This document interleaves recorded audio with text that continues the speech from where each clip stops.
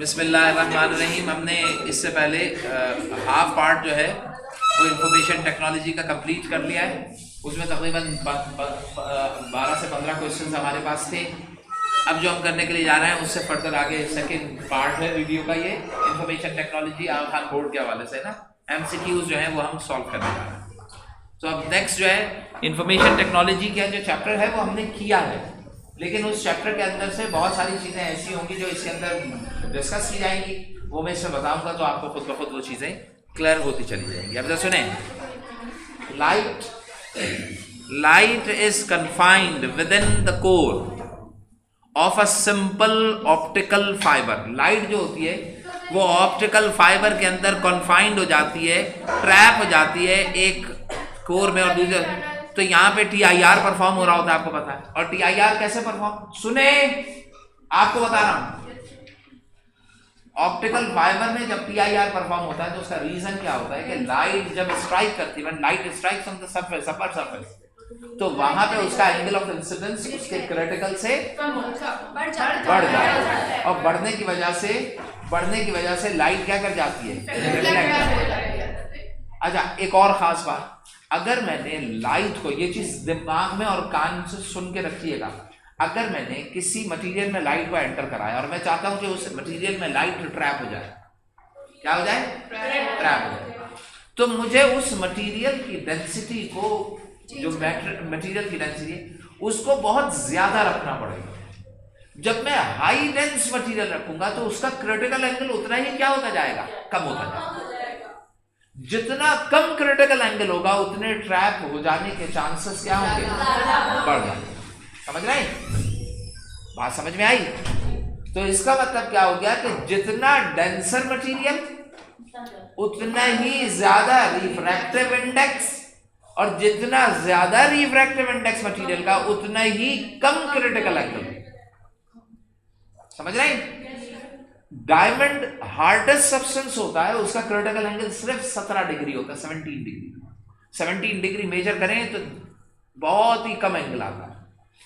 अब बाकी बहुत बड़ी रेंज होती है जो कि मोर देन क्रिटिकल एंगल होती है, जिससे रे रिफ्लेक्ट बैक करके अपने ही मीडियम के अंदर ही रहती है। ये डायमंड, जब मैंने आपको बताया भी था कि रात में या अंधेरे में जब ये चमकता है तो उसका रीजन यही होती है कि लाइट इसने क्या कर ली होती है, एब्जॉर्ब करके ट्रैप हो चुकी होती है लाइट इसमें।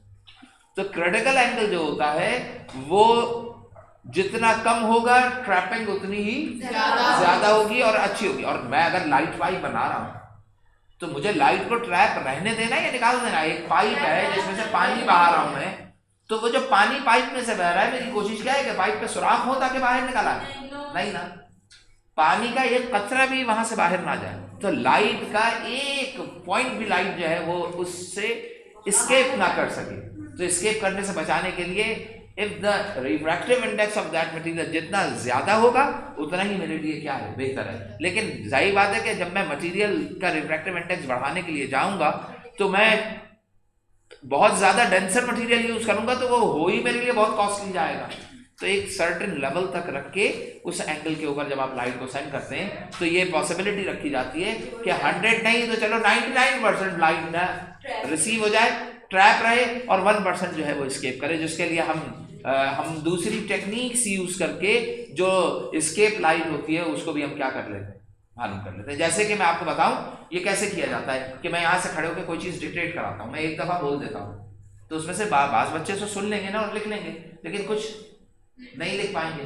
तो मुझे क्या करना होगा, मैं एक के बजाय कितनी दफा बोल दूंगा, 2 दफा। और अगर मैं 3 दफा उसको रिपीट कर रहा हूँ तो कंफर्म है कि तीसरी दफा रिपीट करने में सारे बच्चे क्या कर चुके हैं, लेकिन ये कहलाती है एक प्रॉब्लम आ रही थी एक दफा बोलने पर।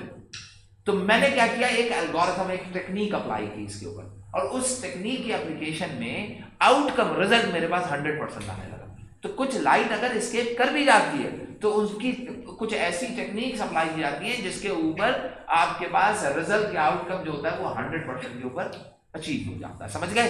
तो ये कॉन्सेप्ट किस चीज का है, फाइबर ऑप्टिक्स का है। तो इसके अंदर आपके पास क्या चीज होता है, डायफ्रैक्शन परफॉर्म हो रहा होगा। Sorry total internal reflection. हम क्या करें, बाद में हाँ, अगर मौजूद है तो उठा के रखते हैं तो लेके जाएंगे। आ गई लाइट या कोई वेव है तो वो यू कर्व में मूव करेंगे तो वो ज्यादा ट्रेस करेंगे, लेकिन ऑप्टिकल फाइबर में तो वो थोड़ा रिजिड होके मूव। हाँ, इसका मतलब ये हो गया कि जब आपके पास बेंडिंग शार्प हो रही है तो इसकी स्पीड स्लो डाउन हो जाएगी। उसको मेंटेन करने के लिए, उस प्रॉब्लम को भी रिजॉल्व करने के लिए हम मल्टीग्रेडेड बनाते हैं। ये मैंने बताया था ना। मल्टीग्रेडेड का मतलब क्या होता है? अंदर वाला स्ट्रैंड जो बनता है, जो मेन होता है, जो मेन कोर होती है, इनर कोर, उसमें तो लाइट ट्रेवल करती है। जो आउटर कोर होती है उसको हम क्या करते हैं? उसको हम मुख्तलिफ डेंसिटीज से कम करते चले जाते हैं। एक ही डेंसिटी की नहीं रखते, मुख्तलिफ डेंसिटीज की। तो लाइट रे जब आउटर में जाने लगती है तो वो शार्पली बेंड नहीं होती, बल्कि क्या होती है? स्मूथली बेंड होती है। तो उस बेंडिंग के अंदर उसकी स्पीड जो होती है वो क्या हो जाती है? एनहांस हो जाती है, बढ़ जाती है। अब आगे चलें। Which of the following electronical device, इसमें से कौन सी इलेक्ट्रॉनिकल डिवाइसेस जो होती हैं वो स्टोर करती है लार्ज अमाउंट ऑफ इंफॉर्मेशन? सबसे बड़ी। अब सुने, अब इनकी कैपेसिटी खुद सोचो, देखें। फ्लैश, सॉरी, सबसे पहले आए ऑडियो कैसेट्स। अब ऑडियो कैसेट जो है ना वो इस्तेमाल होती थी, इनकी capacity large amount of data के लिए ऑडियो कैसेट्स को इस्तेमाल किया जाता है आज भी। जब मैं बैकअप बनाता हूं ना तो huge amount of data audio cassettes के अंदर रील्स होती है, बहुत बड़ी बड़ी, जुट के टेराबाइट्स डाटा को क्या कर रही होती है? स्टोर कर रही होती है। समझ में आ रही बात? तो मुझे बताइए, अगर मैं एक डिवाइस, भाई मैं एक कॉपी में अपने डाटा को लिख रहा हूं, लेकिन वो कॉपी खराब ना हो जाए, गुम ना हो जाए, इसके लिए मैं क्या करता हूं कि उसकी एक और कॉपी लेके बना लेता हूं। तो जो उसका डाटा मैं कहीं पे डंप कर रहा हूँगा, वो जिस रजिस्टर में उसको मैं रफली लिख रहा हूँगा, वो रजिस्टर बहुत पतला सा होगा, बहुत मोटा होना चाहिए। यानी कि उसकी कैपेसिटी स्टोरेज, बैकअप की कैपेसिटी स्टोरेज हमेशा क्या होनी चाहिए? ज्यादा होनी चाहिए। अब मुझे बताइए कि मेरी जो पास जो हार्ड डिस्क मौजूद होती है आपके कंप्यूटर सिस्टम में, बताइए काम होते होते होते होते एक वक्त तक साथ भर जाती है ना? तो इसका मतलब क्या? इसकी कैपेसिटी ज्यादा तो होती है लेकिन इतनी ज्यादा नहीं होती, तभी तो मुझे बैकअप रखना पड़ता है। दूसरा, फ्लैश ड्राइव, फ्लैश मेमोरी क्या होती है? यूएसबी जो होती है वो फ्लैश मेमोरी कहलाती है, उसकी भी कैपेसिटी इतनी नहीं होती। कॉम्पैक्ट डिस्क तो होती ही कम है, 740। अब अगर मैं इन तीनों को कंपेयर करूं तो मेरे पास सबसे बड़ी कैपेसिटी कहां निकलेगी? हार्ड डिस्क के अंदर निकलेगी। अस्सलाम वालेकुम। हाँ, क्लास में। अच्छा, लेकिन अगर मैं audio cassette, single audio cassette रखूं तो उसकी कैपेसिटी कम ही होती है। आप याद है ऑडियो कैसेट्स के अंदर सिर्फ 6 से 7 गाने आते थे, ऐसा ही था। लेकिन जो ऑडियो कैसेट्स बैकअप के लिए रखी जाती है ना, उनकी स्पेस कैपेसिटी टेराबाइट्स के अंदर होती है। तो इसका मतलब क्या है कि इसका आंसर जो मुमकिन हो सकता है, पॉसिबल, वो क्या है? डी। लेकिन है आती हैं, लेकिन हार्ड डिस्क चूंकि नॉर्मल यूजर के लिए होती है, बैकअप के लिए नहीं रखी जाती। बैकअप के लिए चूंकि मैं कैसेट टेप से, अच्छा इस सेंस में आप ले तो आंसर क्या आना चाहिए? हार्ड डिस्क, अगर सॉरी ऑडियो कैसेट। लेकिन मैं आप में से आप लोग ऐसा कीजिएगा कि इस क्वेश्चन को जरा नेट के ऊपर सर्च भी कीजिएगा और थोड़ी सी इंफॉर्मेशन ये हम जरा सर्कुलेट करेंगे कि क्या मुमकिन हो सकता है, तो फिर बताएंगे। वैसे देखा जाए तो ऑडियो कैसेट जो है वो अभी इतना वक्त नहीं है। चलिए भाई, सुने। All of the following are the components of information and communication technology. Information communication technology मैंने बताई थी, ठीक है? एक्सेप्ट बताइए इंफॉर्मेशन में, इंफॉर्मेशन, ये जो सुनो, इंफॉर्मेशन के अंदर डाटा होता है ना। अच्छा, जब मैं उस डाटा को मैनेज करने लगूंगा, किसी खास जगह पे रखूंगा और उसको ऑपरेट करूंगा, तो मुझे सॉफ्टवेयर चाहिए होगा। तो सॉफ्टवेयर भी इसका पार्ट हो गया। हार्डवेयर, अब हार्डवेयर क्या होता है? जो वो हार्डवेयर होता है, आपने पढ़ा भी था हमने, जिसके अंदर वो हार्डवेयर होता है। मसलन कंप्यूटर बताते खुद एक हार्डवेयर है। अगर मैं ट्रांसमिट करने के लिए जा रहा हूं तो जो लाइंस होंगी, चैनल्स होंगे, फाइबर ऑप्टिक्स हो गई, या आपके पास मेटालिक वायर्स हो गए, ये सारे क्या है? हार्डवेयर। राउटर हो गया जो कि ट्रांसमिट, बेस स्टेशन नहीं लगे हुए होते, सारे हार्डवेयर है। तो इसका मतलब क्या है? हार्डवेयर तो इस्तेमाल होगा ही होगा। उस हार्डवेयर की कंट्रोलिंग के लिए सॉफ्टवेयर भी चाहिए होगा, और जिसको सेंड कर रहा हूं वो क्या है? डाटा। देखिए जो पावर सप्लाई है ना, ये जरूरी तो है, पावर सप्लाई के बगैर काम कैसे चलेगा भाई? लेकिन सवाल ये है कि पावर सप्लाई उसका हिस्सा नहीं है। मसलन मैं आपको बताऊं, आपने एग्जाम को क्लियर करने के लिए आगा खान बोर्ड के लिए आपकी रजिस्ट्रेशन होनी चाहिए, पक्की बात है। आपका रजिस्ट्रेशन अगर 10th का एग्जाम दे रहे हैं तो 9th का आपका क्लियर होना चाहिए, फिर आपकी पूरी तैयारी होनी चाहिए, ठीक है ना। अगर मैं कहूँ कि आपको जिंदा होना चाहिए तो आप कहेंगे हाँ बात तो ठीक है, लेकिन जिंदा होने वाली बात तो सब जानते हैं भाई। तो ये पावर सप्लाई भी सिस्टम को जिंदा करने के लिए इस्तेमाल होती है ना, उसको एनर्जी प्रोवाइड करने के लिए, लेकिन इसके लिए हम डायरेक्टली उसका पार्ट बनाने के लिए डिफॉल्ट में ये तो चाहिए ही चाहिए होगा। तो हमने जो और इसके अलावा ये देखिए हमने जो कंपोनेंट्स पढ़े थे ना, वो 5 कंपोनेंट्स पढ़े थे, उसमें पावर सप्लाई तो पड़ी नहीं थी। मैं बार बार तो नहीं कहूंगा पावर सप्लाई दो पावर सप्लाई दो, भाई पावर सप्लाई तो आप इस पंखे को भी चाहिए, हर चीज को चाहिए पावर सप्लाई, तो वो डिफॉल्ट। तो इसका मतलब क्या है कि ये पावर सप्लाई इसके अंदर नहीं होगी, तो एक्सेप्ट के अंदर क्या आ जाएगा आपके पास पावर सप्लाई। अब देखिए next, all of the following are the information storage devices हैं, इंफॉर्मेशन को स्टोर करती है। अब बताइए हार्ड डिस्क भी करती है, फ्लैश मेमोरी भी करती है, और तो ये सारी कर रही हैं। अच्छा बैटरी क्या काम करती है? ये चार्जेस को प्रोवाइड करती है, इलेक्ट्रिकल एनर्जी प्रोवाइडर। क्या केमिकल इसके अंदर स्टोर होता है, लेकिन वो केमिकल कोई इंफॉर्मेशन या डाटा तो नहीं होता ना, समझ में आ रही बात। तो वो वही केमिकल अगर किसी डाटा की इंफॉर्मेशन अटेन करता होगा तो मैं फिर इसको भी कह सकता हूं। लेकिन आप जानते हैं क्या है, केमिकल स्टोर हो रहा है ना, आपके पास यहां पर कॉपी के ऊपर भी कुछ लिख रहा होता तो कोई ना कोई चीज स्टोर। आज हमारे पास वो कैपेबिलिटी नहीं है, लेकिन आप जानते हैं कि आपकी जो वर्ल्ड है ना वो इस तरफ बढ़ रही है कि मैं किसी भी चीज को किसी भी मकसद के लिए यूज हो, मसलन बैटरी के अंदर केमिकल तो है लेकिन वो डाटा को स्टोर नहीं कर पाता, लेकिन मेरे पास जनरली कोई ऐसी सिचुएशन या सेटअप बिल्डअप हो जाए कि मैं उस डाटा को किसमें भी स्टोर कर पाऊं, बैटरी में भी। हम असल में बड़े इस तरफ से रहे कि मेरे पास कोई भी चीज किसी भी काम को करने के लिए कोई स्पेसिफिक ऑब्जेक्ट या डिवाइस ना हो, हर चीज से हर काम किया जा सके। अब बेसिकली रिसर्च जो है ना वो इस तरफ बढ़ रही है, लेकिन यहाँ पे क्या है, बैटरी नहीं है, तो इसके अंदर क्या आंसर हो जाएगा आपके पास बैटरी का। समझ में आ रही बात भाई? Which of the following are not used to send information in the form of digital signals in optical fiber? बताइए, जब मैं डिजिटल सिग्नल्स की फॉर्म में सेंड करूंगा तो फोटॉन्स जो हैं वो इस्तेमाल, भाई ऑप्टिकल फाइबर जो होती है उसमें लाइट की फॉर्म में डाटा ट्रैवल कराते हैं। जब लाइट की फॉर्म में डाटा ट्रैवल कराया तो इसका मतलब क्या है, light consist on photons, light consist on photons. तो इसका मतलब क्या है, फोटॉन इन स्ट्रैंड्स में ट्रैवल करेंगे ऑप्टिक्स में। दूसरी क्या है, न्यूट्रॉन तो नहीं हो सकते, न्यूट्रॉन तो ट्रैवलिंग का कॉन्सेप्ट ही नहीं देखा आपने। न्यूक्लियस के अंदर होते, तोड़ के बाहर कैसे निकालेंगे, ये सबसे बड़ा मसला। अच्छा तीसरी चीज क्या है, पल्सेस ऑफ लाइट। जी हाँ, इसके अलावा क्वांटा ऑफ लाइट, क्वांटा कहलाता है, पैकेट को कहते हैं क्वांटा, लाइट का पैकेट, और लाइट के पैकेट को हम क्या कहते हैं, फोटोन कहते हैं। तो इसका मतलब क्या है, ये जो क्वांटा का वर्ड यूज किया है ना, क्वांटा ऑफ लाइट, तो लाइट आ गई ना, यहां पर भी लाइट आ गई, फोटोन भी क्या है, लाइट है। तो इसका मतलब क्या है, तीनों चीजें पॉसिबल हैं, क्या नहीं है पॉसिबल, तो ये न्यूट्रॉन, यही है इसका आंसर हो जाएगा। समझ गए? अच्छा आगे चलें, which one of the following principle of light does an optical fibre work, तो वो आपके पास क्या होता है, टोटल इंटरनल।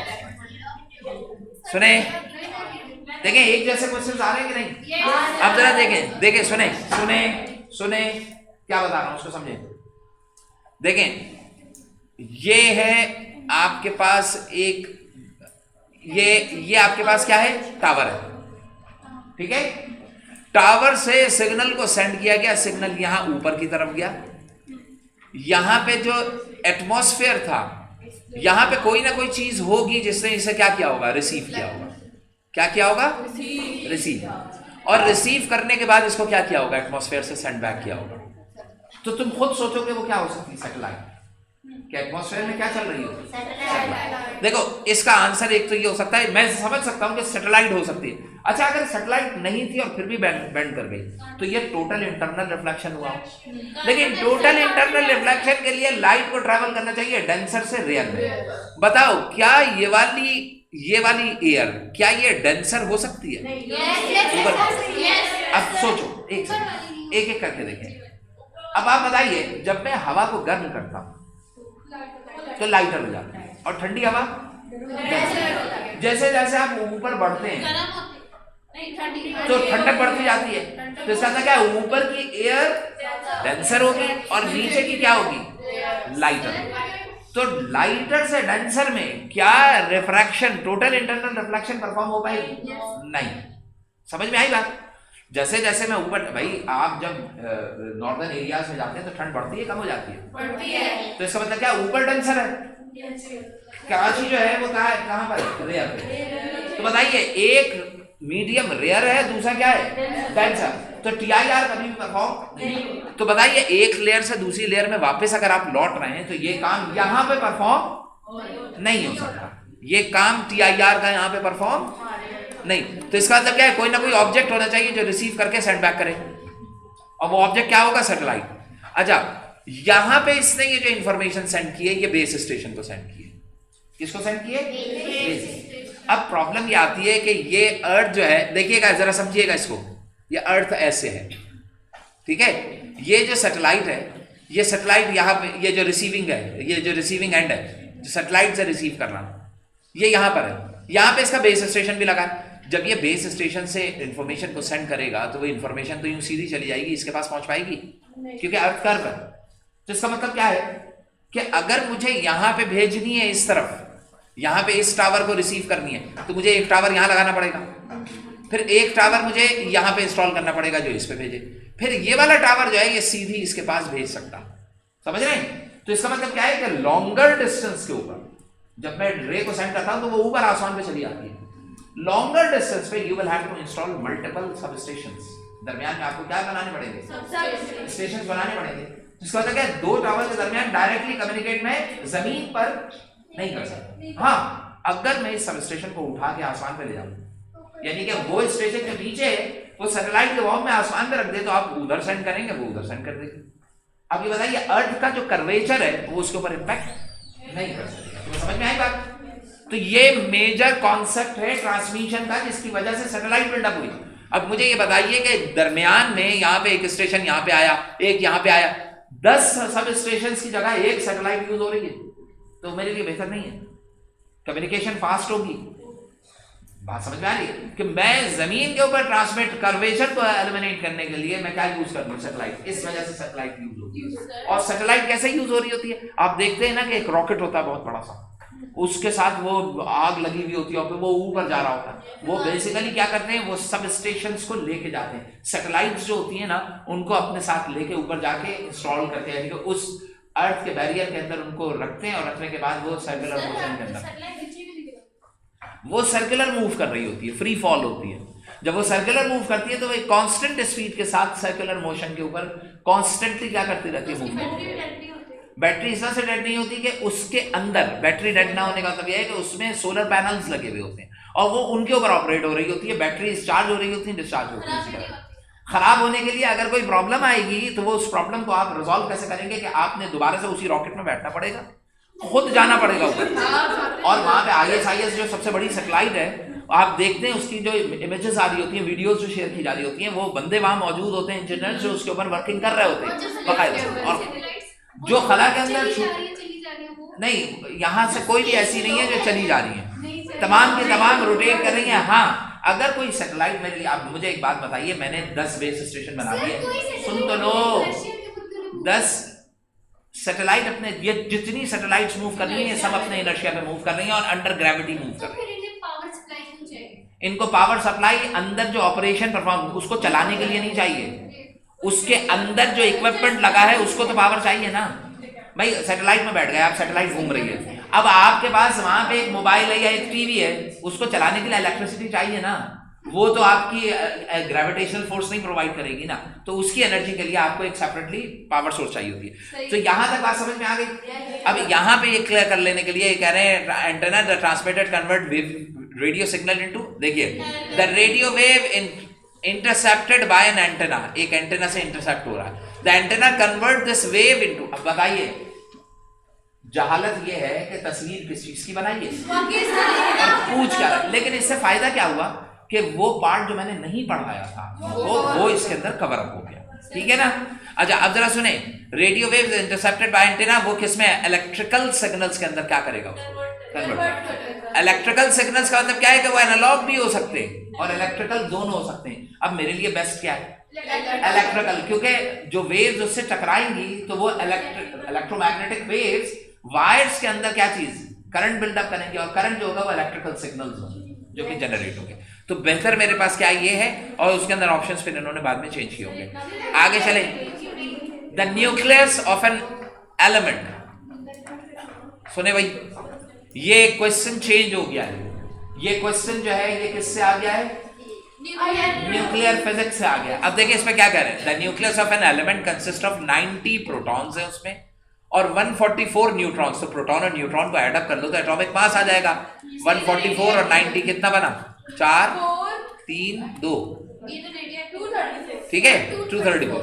अच्छा 90 प्रोटॉन्स है, मोर देन 82, तो ये रेडियोएक्टिव नेचुरली हो गया। न्यूक्लियस क्या होगा? एक्साइटेड। न्यूक्लियस एक्साइटेड होने का मतलब क्या है कि इसके न्यूक्लियस से रेडिएशन निकलना शुरू हो जाएंगी और जब निकलेंगी तो वो एलिमेंट अपनी शक्ल को बार बार क्या कर रहा होगा? चेंज कर रहा होगा। आफ्टर एमिटिंग 2 बीटा पार्टिकल्स, अगर 2 बीटा पार्टिकल्स एमिट कर दिए तो बीटा पार्टिकल्स में 2 प्रोटॉन होते हैं और 2 न्यूट्रॉन। तो 2 न्यूट्रॉन हो गए बीटा पार्टिकल में और 2 प्रोटॉन। तो बताइए 2 प्रोटॉन जब इमिट होंगे तो 82 से कितना रह जाएगा? ये 80 ओ सॉरी 90 से 88। अच्छा अब न्यूट्रॉन 144 है तो कितना रह जाएगा? 140। तो टोटल मास 234 से कम होकर कितना रह जाएगा? 230। तो अब आप ये बताइए कि प्रोटॉन कितने रह जाएंगे? 88 और अच्छा हाँ ये एक पार्टिकल एमिट हुआ। अब जब दूसरा सेम ऐसा ही 2 पार्टिकल्स एमिट होंगे तो ये 88 से कहाँ जाएंगे आप? 86 और 142 से 140, तो 86 और 140 तो 2 अल्फा हो गए ना। क्या करें आफ्टर एमिटिंग 2? अच्छा पहले हम 2 बीटा पार्टिकल निकालते हैं भाई। जब मैं 2 बीटा पार्टिकल निकालूंगा तो प्रोटॉन और न्यूट्रॉन के ऊपर तो देखिए न्यूट्रॉन उतने ही रहेंगे। देखिए न्यूट्रॉन कितने हैं? 144, ठीक है। अब पहला बीटा पार्टिकल जब निकलेगा तो प्रोटॉन किस में कन्वर्ट हो जाएगा या न्यूट्रॉन किस में कन्वर्ट हो जाएगा? तो बताइए जो न्यूट्रॉन था वो कन्वर्ट हो जाएगा किस में? आपको याद है न्यूट्रॉन में से बीटा पार्टिकल निकलता था, इसको वो प्रोटॉन बना देता था और खुद बाहर चला जाता था।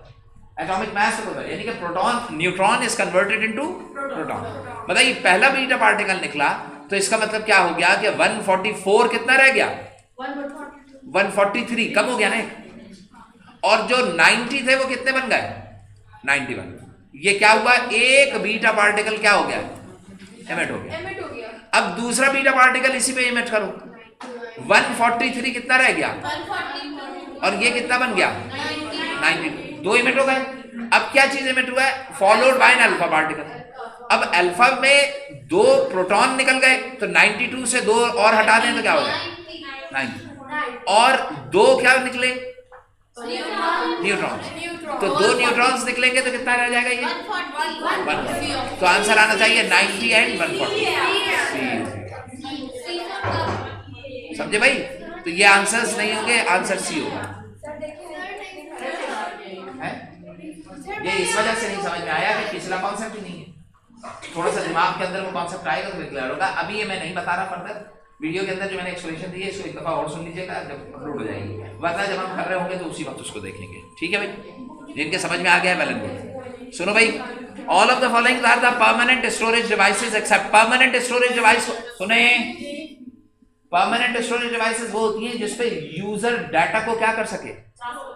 परमानेंट यूजर डाटा को स्टोर करेगा, वो सेकेंडरी स्टोरेज या परमानेंट। देखे सुने, परमानेंट का मतलब क्या हो गया कि परमानेंट का दूसरा नाम होता है सेकेंडरी स्टोरेज। ठीक है, मुस्तकिल तौर पे हो। अभी बताइए हार्ड डिस्क के ऊपर क्या मैं डाटा सेव कर सकता हूँ? मैं कर सकता हूँ। तो इसका मतलब क्या है? हार्ड डिस्क है। क्या यूएसबी में मैं डाटा स्टोर कर सकता हूँ? है। सीडी में कर सकता हूँ, लेकिन क्या रैम में मैं स्टोर कर सकता हूँ? कौन करता है? Operating system. क्या? Operating system. तो इसका मतलब क्या है कि आपका रैम जो होगी वो आपके पास परमानेंटली डाटा को स्टोर नहीं करेगी। कौन स्टोर करेगा उसके ऊपर डाटा? Operating system. तो RAM, the brain of the computer.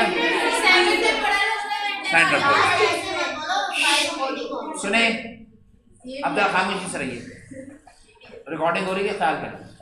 अब देखें नेक्स्ट जो है वो आपके पास कह रहे हैं which of the following semiconductor material, तो सेमीकंडक्टर मटेरियल इसमें नहीं है। अगला क्या है, देखिए ये इन्होंने दिया है द पब्लिक एड्रेस सिस्टम है ये, ठीक है, shown in the figure. Mic से तुम कौन सी एनर्जी इनपुट दोगे? साउंड। माइक जो होगा उसको कन्वर्ट करेगा इलेक्ट्रिकल एनर्जी में। इलेक्ट्रिकल एनर्जी यहाँ पे कौन सी वेव्स एनर्जी में ट्रांसफॉर्म होगी? Electromagnetic waves. वो वेव्स जो होगी ब्लूटूथ वेव्स या किसी भी के थ्रू, वो कहाँ पहुंचेंगी? वो या तो ये ब्लूटूथ के थ्रू रिसीविंग के ऊपर यहाँ पे आपके पास पहुंच जाएंगे, रिसीविंग के लिए वो यहाँ पे पहुंच जाएंगी, ठीक है। और फिर ये रिसीवर जो होगा वो उन इलेक्ट्रिकल जो सिग्नल्स आएंगे इनको क्या कर देगा? फर्दर इधर ट्रांसमिट करेगा। क्या चीज? उसको पहले इलेक्ट्रिकल सिग्नल में कन्वर्ट करेगा, इलेक्ट्रिकल सिग्नल से उसको एम्पलीफाई करेगा, इनहैंस करेगा। इनहैंस करने के बाद दोबारा से देखिए ये स्पीकर्स कनेक्ट तो नहीं है ना इससे, या तो तार पे करंट डाल दे पहुंचा दे, और अगर तार पे करंट नहीं, ब्लूटूथ के थ्रू कनेक्टिविटी है, तो उस करंट को इलेक्ट्रोमैग्नेटिक वेव्स में कन्वर्ट करेगा, और वेव्स ये रिसीव करेंगे, और रिसीव करके फिर कहाँ कन्वर्ट कर देंगे? साउंड में। अब ये कह रहा है कि ये जो पब्लिक एड्रेसिंग सिस्टम है, क्या ये सेमी डिजिटल सिस्टम है? नहीं। अच्छा, सेमी का मतलब क्या हो गया? आधा डिजिटल और आधा एनालॉग। अच्छा देखें, एनालॉग सिस्टम है, हाइब्रिड सिस्टम है। अब देखें सेमी डिजिटल सिस्टम कोई भी नहीं होता। हाइब्रिड सिस्टम देखें, कुछ कंप्यूटर्स ऐसे होते हैं जो एनालॉग डाटा को इनपुट लेते हैं और एनालॉग रिजल्ट दे देते हैं। मसलन सुने, मैंने एक वोल्ट मीटर लिया और वोल्ट मीटर को तारों के अक्रॉस लगाया, वायर्स के अक्रॉस, और मेरे पास रीडिंग आई 3.5 वोल्ट, मैंने मेजर कर लिया। तार में जो करंट ट्रेवल कर रहा था वो एनालॉग था, कंटिन्यूअस, 0-1 की फॉर्म में तो नहीं था ना, कंटिन्यूअस एनर्जी वायर के अंदर in form of current travel कर रही है, सही। आपके पास वोल्ट मीटर में जो निडल है वो फ्लोट करके एक पॉइंट से दूसरे पॉइंट तक पहुंची है, फ्लोट किया है उसने।